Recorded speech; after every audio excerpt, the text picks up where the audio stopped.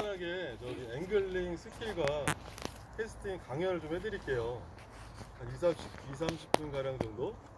그렇게 좀 뭐 강연이라기보다는 좀 대화를 해서 좀 쉽게 베스 낚시를 풀어갈 수 있는 시간을 좀 가져보려 합니다.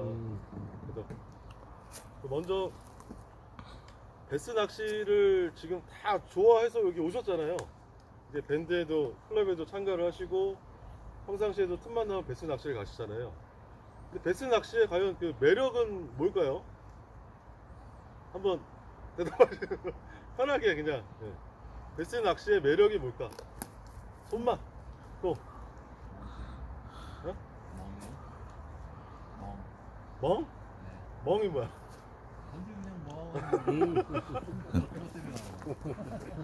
또 다른 분들 뭐 베스 낚시에 내가 느끼는 매력이 뭐다? 입질할 때 입질할 때 긴장감? 긴장감? 사실 베스 낚시는 제가 개인적으로 느껴본 결과 굉장히 역동적이에요. 이 베스라는 물고기 자체가 우리가 리트리브를 할 때 느껴지는 그 역동감, 그리고 베스 낚시라는 어떤 그 활력이라는 게 있잖아요. 이게 보면은 대부분 남녀노소 누구나 즐길 수 있는 게 베스 낚시잖아요.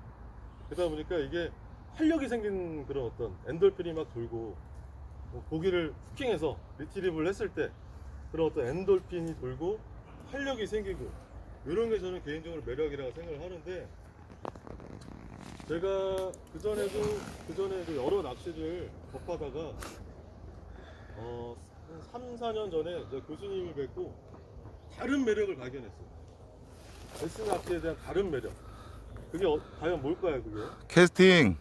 캐스팅? 또 다른 분들은? 예측되시는 분들.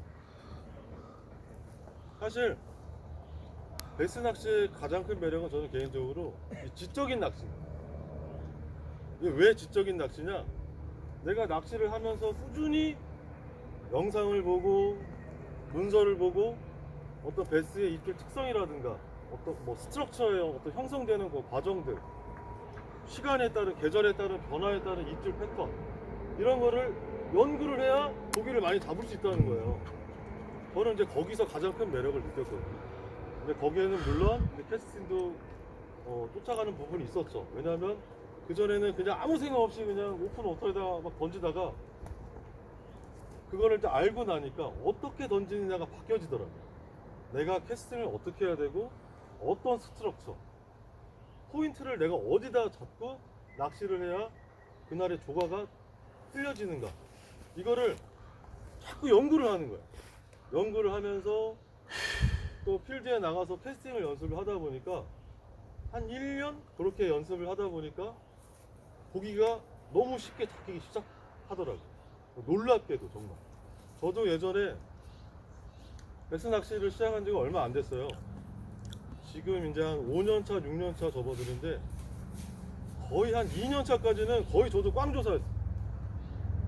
고기를 못 잡았어요.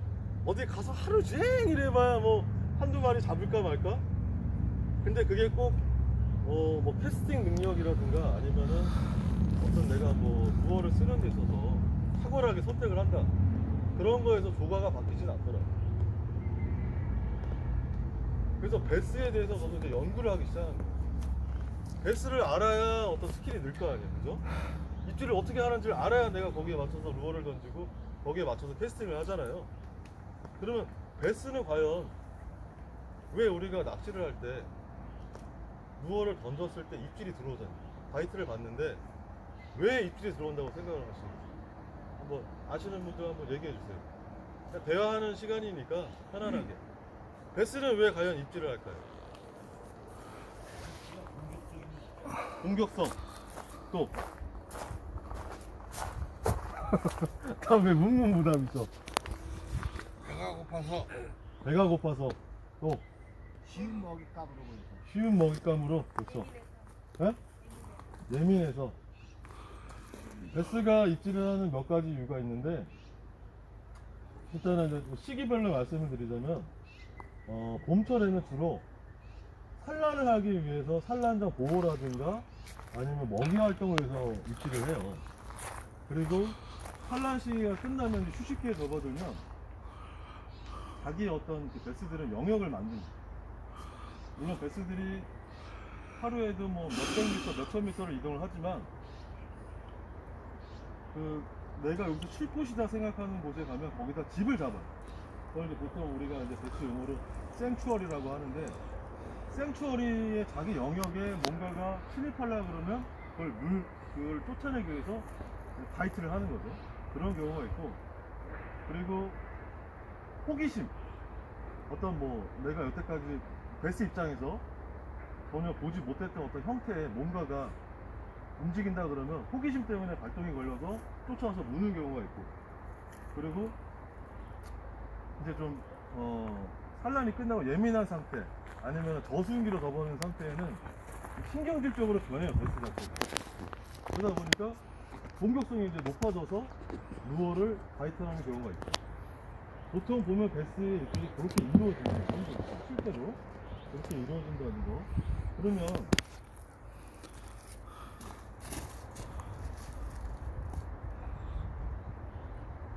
베스가, 자, 우리가 베스를 잡는데 베스의 그 어종을 정확히 아시는 분 계세요? 우리가 잡고 있는 베스가, 이 한국에 있는 베스가 무슨 베스인지 아시는 분? 라지마우스 베스. 그래, 큰잎 베스. 큰잎 베스가 맞아요. 그러니까 정확한 명칭은 노던 라지 마우스 베스예요. 이게 한 46년 전에 이 청평호 보시면은 청평 그 읍내 옆에 내수면 연구소라고 있어요. 거기에 이제 처음으로 미국에서 베스를 수입을 한 거예요. 치어를 한 500마리 정도? 한 치어 해봐 2, 3cm 되는 치어를 500마리를 수입을 해서 그걸 한 5년 동안 연구를 하면서 키웠어요. 그러다 보니까 한 이 5년 동안 베스가 얼마나 늘어났대요. 그 500마리가 연구하는 동안 이게 1만 9천여 마리가 늘어납니다. 그래서 이거를 방류를 하기 시작하는데, 그때 당시에는 왜 이걸 방류를 했냐면 그 국민들 이제 단백질 공급원이었어요. 먹고 살기 힘들 때라 70년대다 보니까 어떤 뭐 쉽게 생선 같은 거를 민물에서도, 왜냐면 그때 당시 말하는데 바다 민물 고기를 쉽게 먹을 수 있게끔 하기 위한 그 대책으로 베스를 수입을 해다가 5년 동안 연구를 해서 키워서 방류를 했는데, 뭐가 문제가 생겼냐면은 환경 단체에서 생태계 파괴한다고 문제가 생깁니다. 그러다 보니까 그때 당시에 이제 방류를 하고 양식장에서 치어를 받은 전국에 그 양식장들이 있었을 거 아닙니까? 이게 사업이 이제 중단이 돼 버리니까 이거를 그냥 다 무단 방류를 시켜버린 거예요. 원래는 조종천하고 그 다음에 저 팔당댐 인근에다가만 합법적으로 방류를 하게 돼 있었는데, 이제 뭐 거기까지 베스를 갖고 와서 버릴 수는 없으니까 그냥 전국에 다 뿌려버린 거예요. 저수지든 강이든 호수든. 그래서 그 역사가 지금의 어떤 한국형 노던 라지 마우스 베스가 된 거죠. 우리가 흔히 말하는 큰잎 베스. 그래서 뭐 베스도 종류가 뭐 여러 가지가 있어요. 수아니 베스, 뭐 소울 베스, 뭐 여러 가지 미국 그 아메리칸 대륙의 여러 베스들이 종류의 서식들을 하는데, 일단 국내에 있는 것들 대부분 거의 한 99%는 노던 라지 마우스 베스. 이 노던 라지 베스의 그 특징은 적응력이 굉장히 빠르고 수온 변화에 굉장히 탁월한 놈들이라는 거예요. 그리고 제일 큰 거는 영리해요, 얘네들이. 그러니까 집단 서식을 하고 집단 사냥을 하고 어떤 자기가 생존하기 위해서 자기의 어떤 그 뭐 안식처나 이런 걸 찾아가는 데 있어서 영리하다는 거죠. 빠르게 변화를 한다는 거예요. 그래서 우리가 흔히 낚시를 하다 보면은 예를 들어서 이렇게 청평호 같은 데 보면 이렇게 꼴창이 이렇게 있잖아요. 그러면 거기에 과연 베스가 얼마나 들어가 있을까요? 한 꼴창에. 아까 뭐 오늘 봤던 문이라든지 사령리라든지 청신 같은 거. 우리 눈에는 보이지 않지만 한 골창마다 베스가 최소한 100여 마리에서 수백 마리가 들어가 있어요. 치어를 포함해서. 뭐 치어까지 포함하면 뭐 몇천 마리까지도 되겠죠. 배스는 어마어마하게 들어와 있지만 실제로 우리가 꺼내는 거는 1%도 안 되는 거예요. 그만큼 배스가 영리하다는 얘기예요. 루어를 던졌을 때 얘네들이 스킹이 되면 그걸 기억을 해요. 한 일주일 동안. 그리고 물론 이제 뭐 바늘에 의해서 입이 마우스가 손상이 되면 또 입질을 안 하는 거예요. 그러니까 뭐 쇼파이트 나고 그런 경우들 많죠.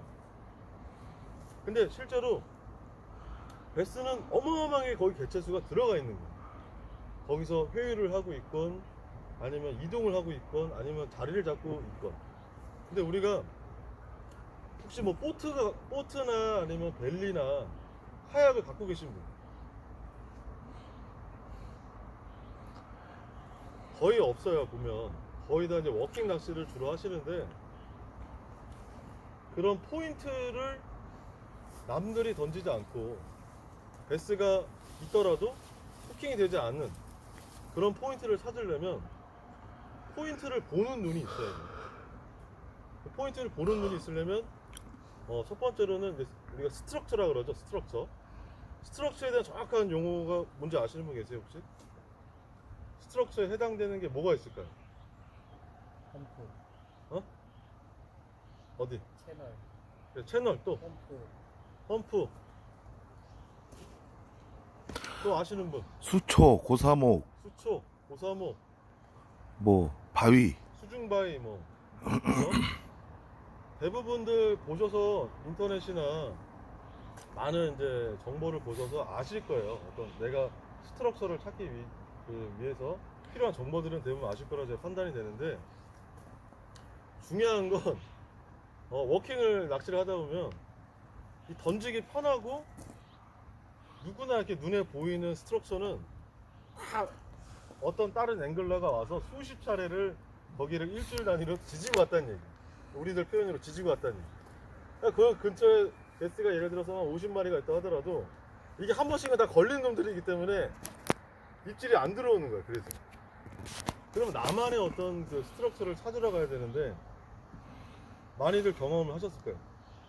내가 좀 저기가 괜찮아 보여서 저기를 갈라 그러니 저기서 던질라 그러니 위에 뭐 나무가 있고 수풀이 있고 우리 그 캐스팅하기 위한 스탠스 이게 이제 안 좋은 데들이 대부분이에요. 아니면 뭐 장화를 신고 들어가야 된다든가 아니면 좀 뭐 멀리 이동을 해야 된다든가 그러다 보니까 뭐 어떤 분들은 꾸역꾸역 가시는 분들도 있고 고기를 잡기 위해서 어떤 분들은 그냥 포기하시는 분들도 있고 그냥 편한 데만 나는 그냥 편한 데서만 할래 하시는 분들이 반면에 어떤 분들은 가요. 자, 가는 것까지는 좋은데 제일 딱 첫 번째로 문제가 뭐죠? 그런 그 포인트에 가게 되면 캐스팅. 캐스팅이죠. 캐스팅이 안 되는 거예요. 그냥 뭐 대표적인 예로 우리가 이제 바지에 그 펫바지 같은 데 가면 펫바지는 다 지붕이 있잖아요 위에. 근데 펫바지에서 저기 남들이 못 던지는 저길 던지려고 그러면은 고기가 나올 것 같아. 근데 캐스팅을 하려니까 지붕에 이게 캐스팅이니까 오버헤드 캐스팅이 안 되죠. 그리고 내가 사이드 캐스팅을 하려 했더니 또 펫바지는 보면 다 이렇게 난간이 돼 있잖아요. 그러니까 이거 또 난간에 또 걸리고. 근데 누군가는 그런 데 가서 고기를 꺼낸다는 거예요. 실제로 저 같은 경우는 같은 포인트를 가도 같은 꼴창을 가도 워킹 그 도보가 이렇게 쭉 나와 있는 데들 있죠. 쭉 이제 편하게 낚싯대 들고 걸어가면서 지질 수 있는데 저랑 뭐 1대1이든 아니면 뭐 저랑 뭐 두세 명씩 해서 워킹 출조를 가보신 분들은 아실 거예요. 저는 그런 데 가서는 낚시를 안 해요. 실제로 거기다는 아예 로드를 던지질 않아요. 가기도 힘들고 물론이거와 정말 뭐 나무가 이렇게 돼 있는 데도 저는 캐스팅을 해서 고기를 꺼내요. 근데 이게 조과 차이는 어마어마하게 납니다. 낚시를 10년을 하든 20년을 해도 저랑 워킹을 가시면 한 마리도 못 꺼내는 분들도 많이 봤어요. 정말 거짓말이 아니라 저는 뭐 10마리 20마리도 꺼내서 하루 종일 웬쟁일 낚시를 한다 그러면 그게 뭐냐면 내가 캐스팅을 어느 정도 자유자재로 구사할 수 있는 그게 굉장히 중요하다는 거예요. 보통 대부분의 캐스팅은 우리가 이제 제일 많이 하는 캐스팅이 이 오버헤드 캐스팅 주로 많이 쓰시죠. 이렇게 하는 캐스팅. 오버헤드 캐스팅을 많이 하시는데 실제로 저도 뭐 전국의 웬만한 저수지, 뭐 댐건, 아니 뭐 계류건 많이 다녀봤는데 이 빅베스가 나오고 조과가 좋은 포인트들은 캐스팅이 자체가 안 되는 데들이 대부분 허다해요. 아니면 아예 접근조차 못하는 곳들이 많고 그러다 보니까 저도 항상 낚시를 갈 때 허벅지 장화를 꼭 챙겨서 물을 어느 정도 들어가서 포인트를 이동해서 낚시를 합니다. 그렇다고 뭐 무리하게 뭐 산을 타거나 뭐 그러지는 않는데 그래도 간혹 그럴 경우도 있는데 웬만하면 그런 데 가서 낚시를 해요. 그리고 우리가 이제 또 앵글링 쪽으로 말씀을 드리면 로드를 저 하나만 들고 가요. 딱 하나. 요거 하나. 보통 뭐 좀 낚시 좀 아신다는 분들 보면은 로드 파워라 그러죠. UL 때부터 뭐 H 때까지 뭐 로드를 뭐 중간중간에 여러 개를 들고 막 이렇게 뭉탱이를 자꾸 막 워킹을 가시는 분들이 계세요. 그런 분들 주위에 많이 보셨죠? 네. 근데 그렇다고 해서 그분들이 좋을까요? 과연? 꼭 그렇지는 않다는 거예요. 왜냐면은 이 얘기를 말씀을 드리면 제가 어느 포인트를 가도 제가 첫 번째로 하는 낚시 스타일은 피네스예요. 피네스 앵글링에 대해서 좀 아시는 분. 피네스 용어가 무슨 뜻인지. 가볍다. 또 피네스는 정확한 용어로 불어예요. 불어인데 뜻은 치밀하다, 섬세하다라는 뜻이에요. 그래서 지금 보면 미국이나 일본, 뭐 캐나다 쪽에 이 베스 프로들, 베스 낚시라는 프로들이 하는 낚시들을 보면 거의 물론 이제 보팅으로 하지만 게임을 피네스 낚시로 고기를 꺼내요. 그러다 보니까 우리 국내 어떤 프로들처럼 베이트를 쓰는 사람들이 거의 없어요. 거의 대부분 보면 스피닝이나 아니면 이제 케빈 반담이라는 유명한 미국의 프로 선수가 있는데 그 프로 선수조차도 이 스피닝을 넘어서서 스핀 캐스팅이라고 혹시 아세요? 스핀 캐스팅? 우리나라에는 보통 이제 그 어린 아이들 교육용으로 나온 스핀 캐스팅이라고 있어요. 그러니까 백래시도 없고 어떤 뭐 파마도 없는 이제 그런 릴을 많이 쓰는데 그 이유가 있습니다. 그 프로들이 왜 그런 릴을 쓰고 피니스한 낚시를 고집하는 이유가 쉽게 그냥 논리적으로 말씀드리면 무거운 채비를 쓰려면은 로드가 어떻게 됩니까? 로드 파워가 높아질 수밖에 없죠. 최소한 N대 이상 뭐 MH, H대를 쓰게 되는데 그러다 보니까 또 워킹을 가서 낚시를 하려니 강타를 칠 수밖에 없는 거예요. 남들이 앉는 데를 이 셜로우 거는 남들이 다 누군가는 와서 거기를 다 지져놨을 터이니 더 멀리 있는 스트로크를 공략하게 돼요. 아마 오늘 물미 가신 분들은 느끼셨을 거예요. 물미가 이렇게 이제 꼴창이 크게 있어요. 이쪽으로 공원화가 되어 있고. 근데 보면은 큰 고기가 나오는 데들을 보면은 이 가운데 수초가 있어요. 거기가 이제 연꽃 수초들이 지금 이제 막 올라오고 있거든요. 대부분 다 고기들이 거기서 입질이 와요. 사이드에 고기가 없어서 입질을 안 하는 게 아니라 사이드에 있는 애들은 이미 다 흡기를 이미 수많은 사람들이 가서 거기를 사이드에 있는 고기들을 꺼냈기 때문에 이 가운데 있는 애들만 나오다 보니까 그 가운데까지 연하게 던지려면 장타를 칠 수밖에 없는 거죠. 근데 피네스 낚시를 좀 이해하시는 분들은 사이드에서도 고기를 꺼내세요. 그게 뭐냐면 아까 루어가 가벼워야 피네스라고 생각하시는데 사실 요 정도 무게 4인치 섀도우입니다. 4인치 섀도우인데 무게로 치면은 한 8g, 9g 정도 돼요. 그러니까 우리가 흔히 이제 ML대 정도 칠 수 있는 그 무게의 루어 챕인데 이거를 제가 그냥 파워 쪽에 스트럭처가 있다고 해서 오버헤드로 딱 캐스팅해서 이거 낚시를 하면은 이거는 피네스 낚시가 아닙니다. 마찬가지로 L대에다가 뭐 6g짜리 7g을 달아서 뭐 어떤 뭐 하드가 됐든 하드베이트가 웜이 됐든 간에 그걸 갖다가 쭉 멀리 쳐서 하는 거는 이거는 피네스 낚시가 아니라는 거예요. 피네스 낚시의 정확한 명칭은 섬세함, 치밀함입니다. 어원 자체가. 낚시를 어떻게 하냐면 바로 이제 코앞에 던지는 거예요. 내가 필드에 가서 여기가 물가라고 치면 여기 서서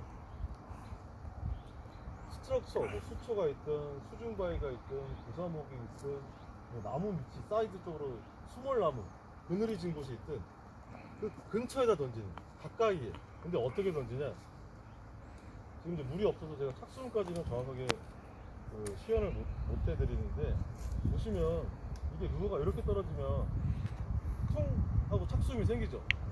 실제로 이게 물가에 던졌다 그러면. 근데 대부분 다 이렇게 던지실 거야, 캐스팅을 하실 때. 근데 저 같은 경우는 가까운 데 던질 때 물론 이제 피칭도 할 수 있지만 저 피칭을 거의 안 하죠. 거의 다 언더 캐스팅을 던져. 언더 캐스팅으로 이런 식으로 던져. 수면을 타고 가서 쏙 들어가게. 그러니까 아무래도 이러다 보니까 루어가 떨어질 때 착수음이 없겠죠. 실제로 물가에서 보시면 이렇게 해서 같은 거리를 이렇게 툭 떨어뜨리는 거랑 언더 캐스팅용에서 이렇게 떨어뜨리는 거는 착수음이 어마어마한 차이가 납니다. 그리고 캐스팅할 수 있는 그 궤도가 있잖아요. 보통 우리가 캐스팅하면 이렇게 포물선으로 날아가죠. 근데 이게 궤도가 낮다 보니까 나무 미치고 아니면 어떤 뭐 교각의 다리 이런 데 바짝 붙일 때, 근데 청평 같은 경우는 거의 대부분 이제 이 수몰나무거나 아니면은 뒷벽에 나무들이 이렇게 형성이 되면 그 그늘이 생기고 그런 데 넣기가 좋아요. 근데 뭐 물론 이제 언더 피칭으로도 할 수가 있는데, 피칭의 단점이 뭐냐면 루어 무게가 무거워야 되고 로드가 길어야 돼. 피칭은 다 이렇게 하시잖아요. 다 대부분 다 이렇게 잡고 쭉 이렇게 하시죠. 피칭 하실 때. 피칭 할 줄 아시는 분 한번 피칭 한번 해봐. 너 찍고 있으니까 피칭 할 줄 아시는 분 또 없나? 네, 한번 시범 한번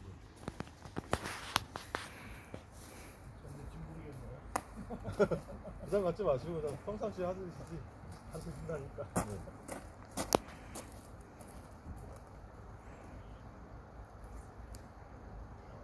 피칭 이렇게 되시죠? 네, 한 번 더.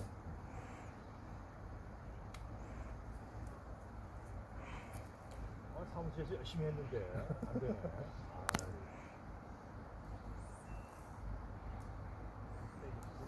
그러니까 피칭을 하셨을 때 보면 비거리가 보통 그 정도 보고 겨냥하신 거죠? 이쪽 언저리. 근데 봐보세요. 언더 캐스팅의 차이점이 뭐냐면 이렇게 줄이고.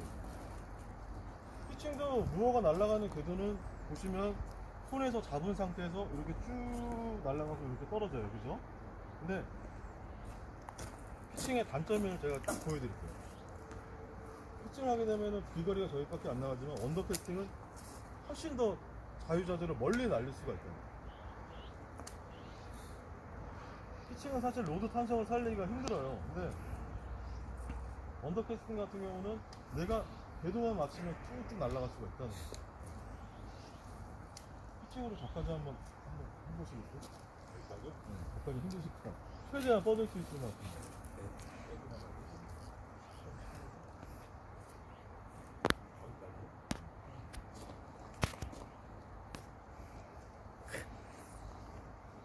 그죠? 이게 불가능합니다. 거의. 네, 불가능. 왜냐면 피칭은 그죠? 원더는 이렇게 쭉 나갈 수가 있지만 피칭은 사실 힘들어요. 왜냐면 탄성을 이용하는 게 아니기 때문에.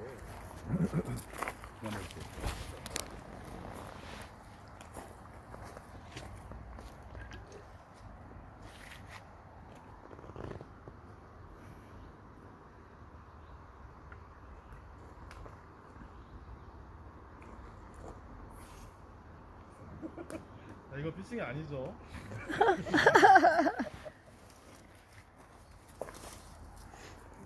제가 이 시연을 보여드리는 이유는 캐스팅을 하실 때 멀리 던지는 게 절대 장땡이 아닙니다. 내가 포인트를 착수음 없이 정확하게 넣을 수 있는, 그게 바로 정확한 피네스 낚시 형태라는 거예요. 스피너 베이트를 달았든 러버지그를 달았든 하드 베이트를 달았든 내가 맞는 로드와 릴의 세팅을 맞춰 캐스팅을 탁수 없이 넣게 되면 어떤 현상이 생기냐면 물지 않던 고기도 물어요. 진짜로. 거짓말이 아니라.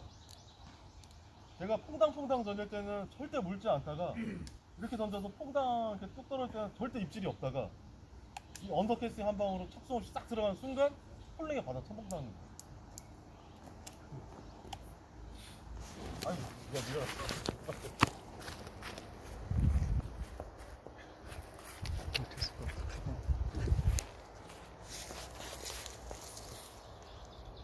왜 그러세요? 피니스 낚시를 혹시 선호하시는 회원분들 계시나요?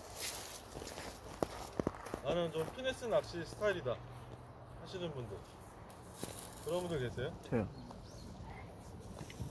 그러면 제가 한 가지만 더 말씀드리고 간단하게 끝낼게요. 아, 저런 게 피네스 낚시였구나.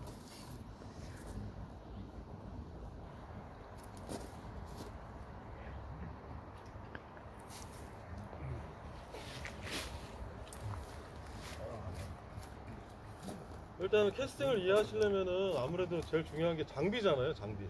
장비에 대해서는 궁금증이 많으시죠, 대부분.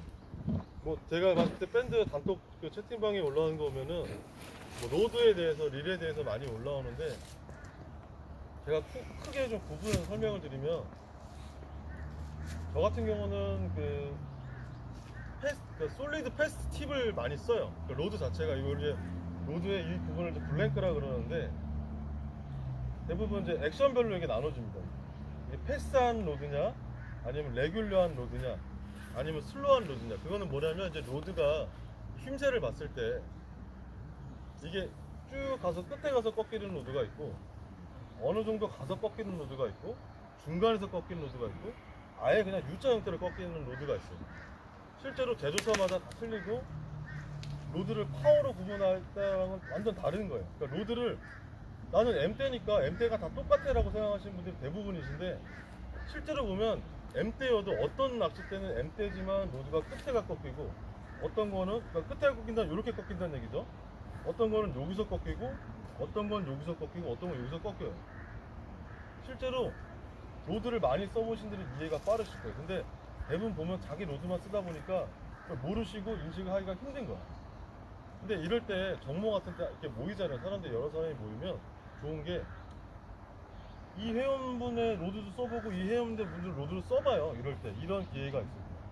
같은 필드 옆에 서서 잠깐만 이렇게 바꿔 씁시다 하고 쓸 수 있는 좋은 기회가 있잖아요. 그러니까 저 같은 경우도 로드에 대한 데이터를 어디서 얻었냐면, 이걸 처음에 다 샀어요.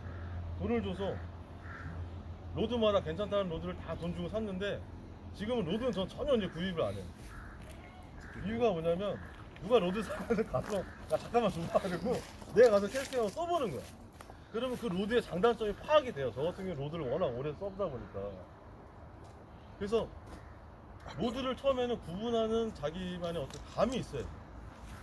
나한테 패스한 로드가 맞는 건지, 슬로우한 로드가 맞는 건지, 아니면 뭐 레귤러한 스타일이 맞는 건지를 남들이 쓰는 낚싯대를 보고, 재원을 보면 다 나와 있잖아요. 파워부터 해가지고 나와 있고, 힘새는 캐스팅 몇 번 해보면 이게 흔들어 보면 힘새가 어디서 이루어지는지 알 수가 있어요. 이건 지금 이건 무슨 로드일까요? 이렇게 힘새 되는 건? ML 아니, 파워를 말하는 게 아니라 액션. 레귤러. 레귤러. 요 정도가 레귤러예요. 요거보다 요렇게 휜다 그러면 슬로우, 아니면 끝에서 이렇게만 깔짝깔짝 거린다 그럼 패스트. 요거는 지금 레귤러 M대입니다. M대. 그러니까 힘새가 바다가 한 요 정도에서 휘잖아요. 그러니까 이런 거를 파악할 줄 아셔요. 그러면 이게 왜 중요하냐면, 패스트 스타일이 완전히 틀려져요. 실제로 보여드리면, 패스트한 로드는 캐스팅이 빨라야 돼요. 릴리스 타임이 굉장히 빠르죠 지금. 그리고 우리가 쓰는 레귤러 같은 경우는 느려요. 릴리스 타이밍이 느려요 지금 보면. 그리고 이게 날창날창되는 돗대. 슬로우한 로드 스타일은 캐스팅이 더 느려지겠죠? 이런 식으로 아... 타이밍이 틀려지는 거예요 이게. 근데 대부분 이거를 모르고 캐스팅을 다 대부분 다 어떻게 하세요? 대부분 보면은 다 이렇게 거의 제가 필드에서 보면은 다 이렇게 후려치신다고 막 이렇게 그냥 멀리 던지려고 막 이렇게 후려치신다고. 노드를 알아야 나의 캐스팅 스타일을 바꿀 수가 있어. 빨리 치느냐, 적당하게 치느냐, 아니면 천천히 치느냐. 근데 로드의 탄성을 이용해서 캐스팅하게 되면 게이트 리드 쓰셔도 그때부터는 백이 안 나요. 근데 대부분 보면은 백이 많이 나는 건 뭐냐면 레귤러 로드, 우리가 이제 제조사들 제일 많이 뽑는 게 레귤러 로드래요. 그 레귤러 로드를 가지고 이렇게 딱 쳐버리신다. 이거는 뭐 패스트한 것도 아니고 강한 것도 아니고 그냥 힘으로 그냥 때려 박으니까 루어는 이게 쭉 날아갈지언정 이 스프리 못 견뎌서 백이 나는 거예요. 그때 후려친다고 해서 절대 멀리 나가지 않습니다. 내가 테스트한 로드에 예를 들어서 파워를 한 MH대를 써서 이 로드 탄성만 딱 가지고 딱 치잖아요. 그러면은 어마어마한 비거리가 날아가요. 무게만 맞추고. 그런 거는 제가 차츰 저랑 같이 그 필드 가서 납치하는 옆에서 제가 보여드릴게요. 저는 정말 캐스팅할 때 힘을 거의 안 써요. 백핸드 캐스팅을 할 때도 보면 대부분의 사람들이 백핸드 캐스팅 한다 그러면 이렇게 해서 밀어요.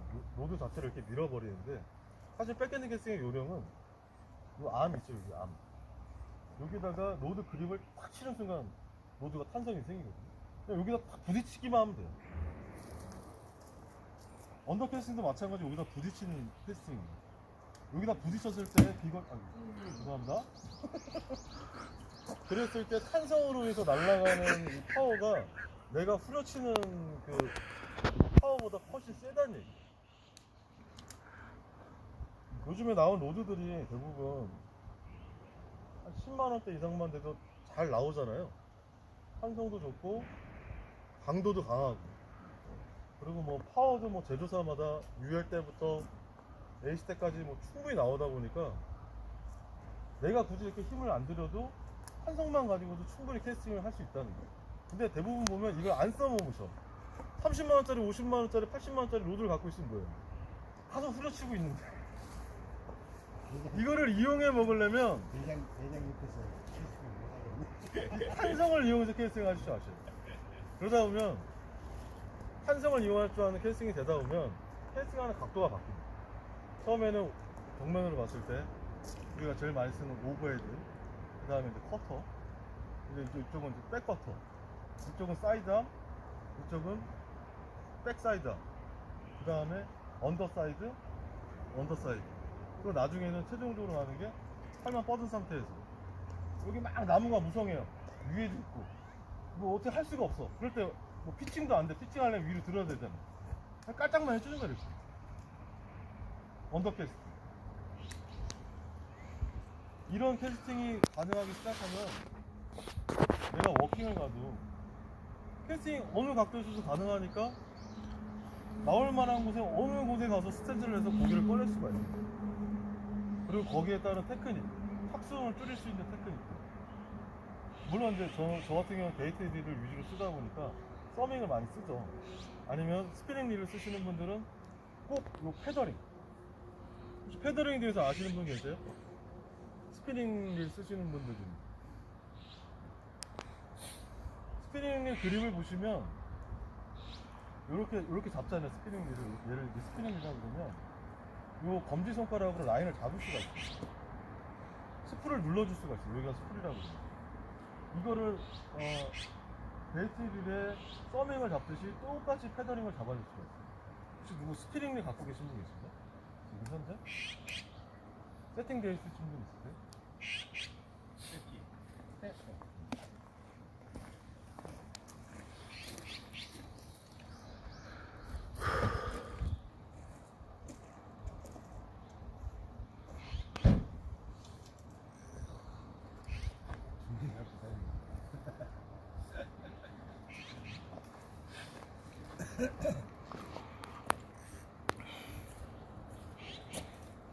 와인더를 제끼면 대부분의 이제 스프링이 이렇게 생겼잖아요.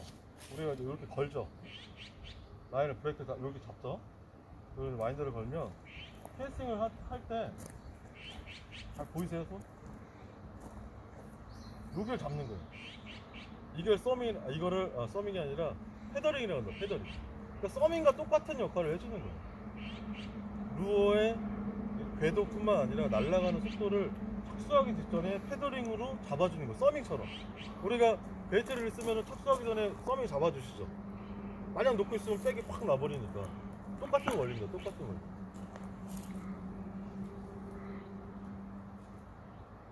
루어에 날아가는 속도를 스피닝 릴의 어떤 그 패더링이라든가 아니면 베이트 릴의 서밍으로 내가 제어를 할 수가 있고, 한성으로 캐스팅을 하기 시작하고 각도를 내가 여러 가지로 캐스팅을 할 수 있을 정도로 연습이 되시면 포팅하는 것보다 워킹이 더 좋을 수가 있어요. 실제로. 근데 물론 몸은 좀 피곤합니다. 남들이 안 가는 데를 찾아야 되는 데고, 그리고 마지막으로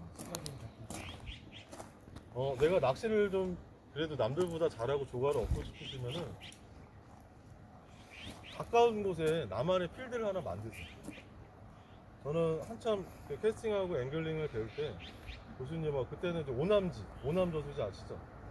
오남리에 있는 저수지에서 항상 연습을 했었는데, 퇴근하고 연습하고 주말에 연습하고 거의 1년을 그렇게 연습을 하고 거기서 고기를 많이 꺼냈었어요. 근데 오남지 같은 경우는 거의 제가 이제 갖고 있어요. 그냥 데이터를. 어디 가면 어떻게 경사가 어떻게 꺾이고 어디에 뭐 수중바위가 있고.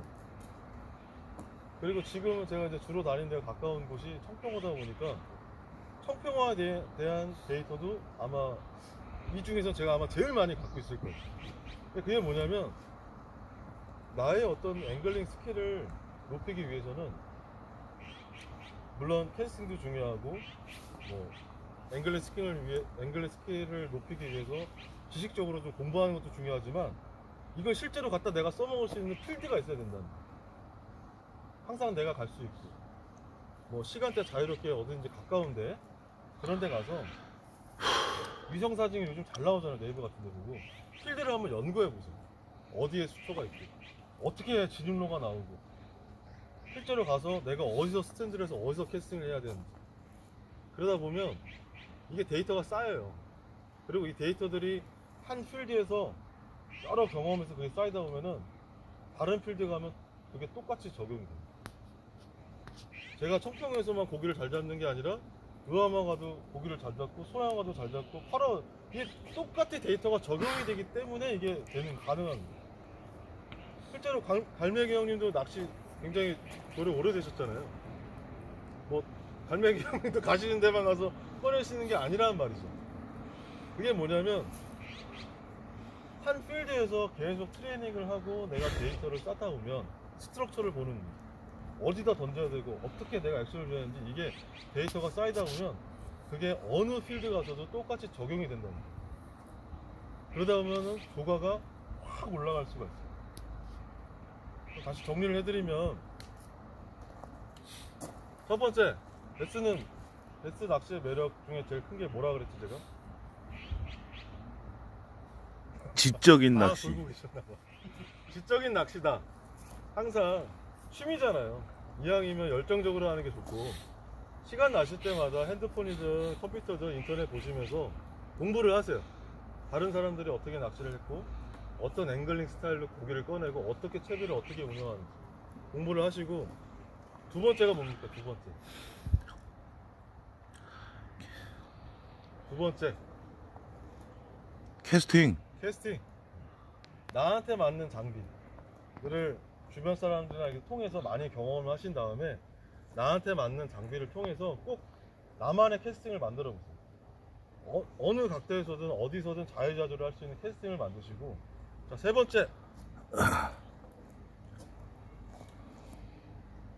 내가 이걸 가지고 훈련할 수 있는 필드를 찾아라. 한 곳을 정해놓고 거기를 1년 내내 뭐 5m 다니든 10m 다니든 옮겨가면서 낚시를 해보시라는 거예요. 그 안에는 뭐 이제 계절도 바뀌고 배수도 되고 다시 또 물도 차고 뭐 이런 여러 가지 변화들이 있을 거 아니에요. 배스 낚시는 변화에 빨라야지, 파악을 빨리 해야지 고기를 많이 잡거든요. 그러니까 그런 것들에 대한 데이터를 잡으시라는 거예요. 그러면 누구나 저처럼 쉽게 좀 더 즐겁게, 그리고 고기를 많이 꺼내야 재밌잖아요 사실. 그죠? 그렇게 낚시를 즐기실 수 있을 겁니다. 그럼 이만 오늘 강연을 마치겠습니다.